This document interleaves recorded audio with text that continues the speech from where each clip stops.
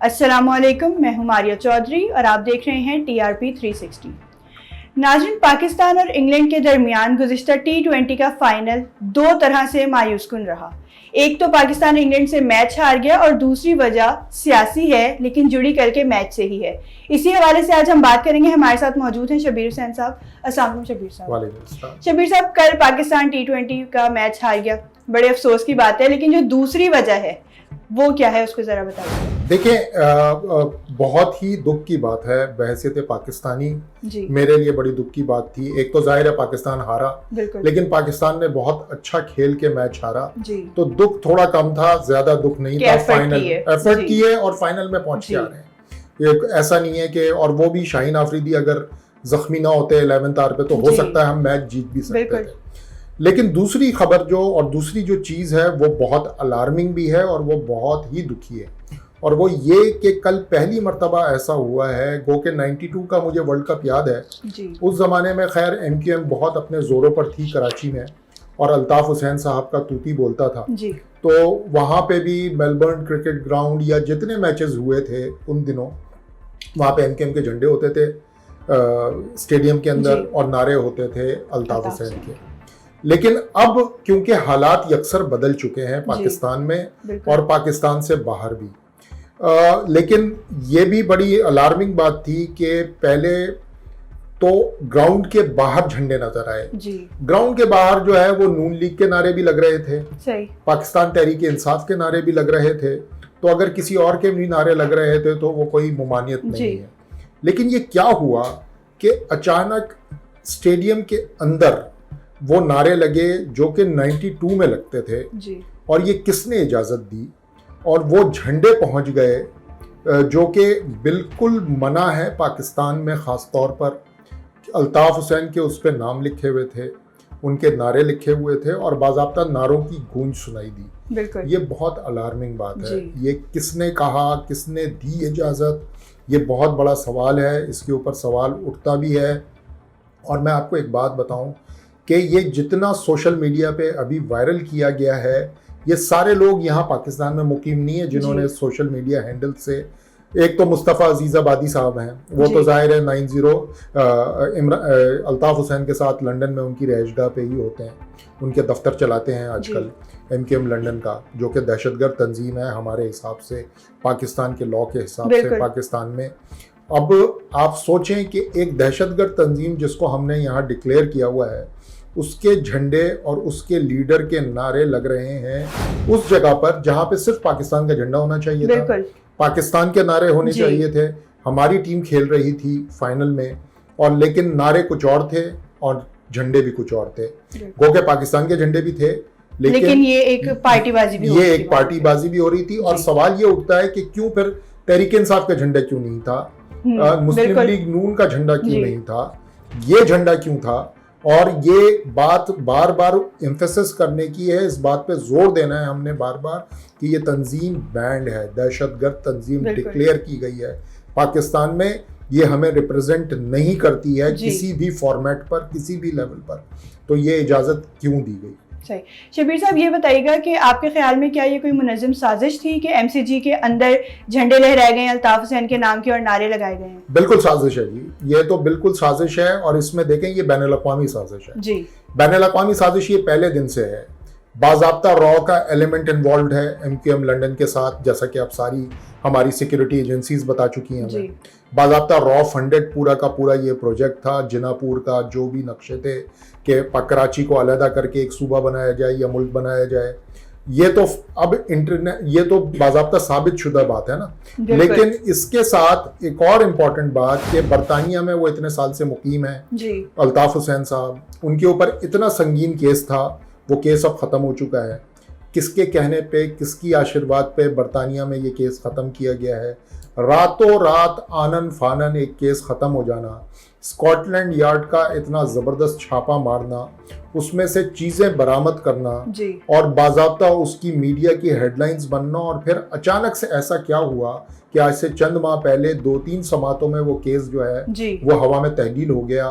तो ये भी एक कड़ी है कि बैनुल-अक़वामी आशीर्वाद है। और अब ये जो ऑस्ट्रेलिया में हुआ है, देखें ये ऑस्ट्रेलिया में ऑस्ट्रेलिया के हुक्काम की मर्जी से ये नहीं हो सकता कि ये वहां पर स्टेडियम के अंदर वो झंडे चले जाएं और वो नारे लग जाएं। इसका मतलब है कि ये बाज़ाब्ता एक पूरी चेन है जो इंटरनेशनल चेन है।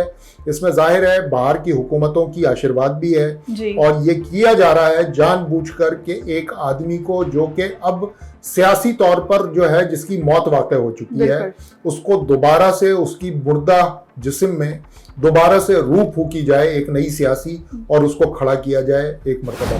ठीक है सर, ये बताएं कि इस मामले पे जो ये नारे लगे एमसीजी में अल्ताफ हुसैन के नाम के, तो इस पे कोई कार्रवाई क्यों नहीं की गई? कार्रवाई कैसे होगी? मैं आपको बता रहा हूँ कि ये तो हुक्काम मुलव्वस है, उन्होंने इजाज़त दी है। देखें ऐसा नहीं होता स्टेडियम में, और ख़ास तौर से ये जो ऑस्ट्रेलिया, इंग्लैंड या किसी भी यहाँ इवन के कराची में नहीं हो सकता, पाकिस्तान में नहीं हो सकता कि आपको बाज़ाब्ता एक सिक्योरिटी प्रोसेस से गुजरना होता है। आप स्टेडियम में ऐसे दाखिल नहीं हो सकते और सियासी मामलात को लेकर के तो बिल्कुल भी नहीं हो सकते।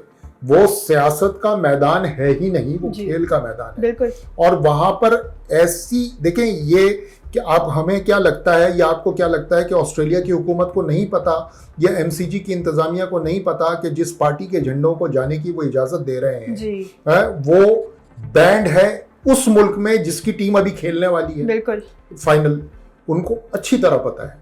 इसका मतलब है कि अंदर से कुछ लोगों ने फैसिलिटेट किया है, एमसीजी की इंतजामिया ने फैसिलिटेट किया है कि ये झंडे जाएं, सही ये झंडे जाएं, वहां पे लहराए जाएं, वहां पे नारे लगें, और जब ये होर ऑफर्स करें ये चलें, उस सिक्योरिटी लैब से तो वो निकल गए थे।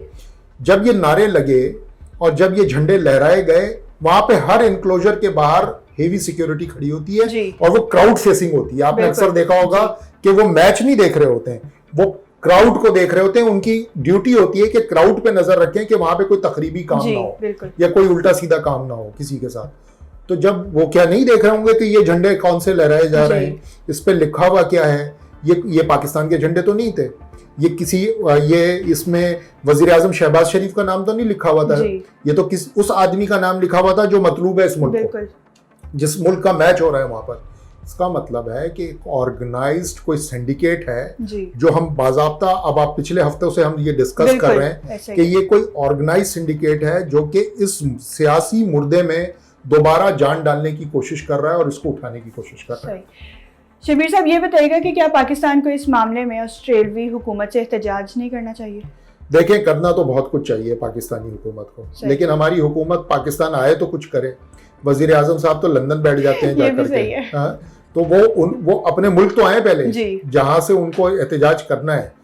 अल्लाह अल्लाह करके आज सुबह आए वो लंदन से वापस। अब एहतजाज तो देखें कितने मामलात पे करना है। हमने अरशद शरीफ के कत्ल के ऊपर कीनिया की हुकूमत से एहतजाज करना है जो अब तक नहीं हुआ है, ठीक है।